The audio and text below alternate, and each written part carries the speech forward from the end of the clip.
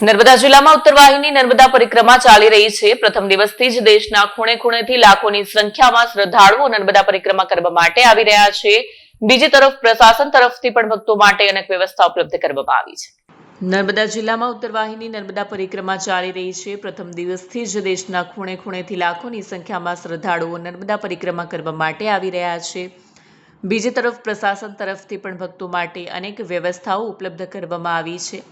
પરિક્રમા માર્ગ પર ઠેર ઠેર સેવાભાવી સંસ્થાઓ અને સ્થાનિક ભક્તો સેવા આપી રહ્યા છે અને રોજે રોજ હજારો ભક્તો નર્મદા પરિક્રમા માટે આવી રહ્યા છે।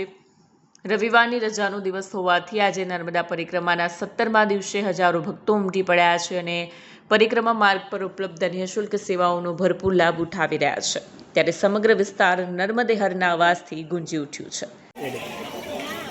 ઉત્તરવાહિની નર્મદા પરિક્રમા ચૈત્ર મહિનામાં કરવામાં આવે છે। જે ચૈત્ર મહિનામાં ઉત્તરવાહિની પરિક્રમા કરવા માટે લોકો ઘણી જગ્યાઓ પરથી આવે છે। ઉત્તરવાહિની નર્મદા પરિક્રમામાં તિલકવાડા ખાતે રમેશભાઈ પ્રજાપતિ માનસી બ્યુટી પાર્લરમાં નિઃશુલ્ક ભજીયાની સેવા આપી રહ્યા છે। તેના ભક્તો લાભ લઈ રહ્યા છે।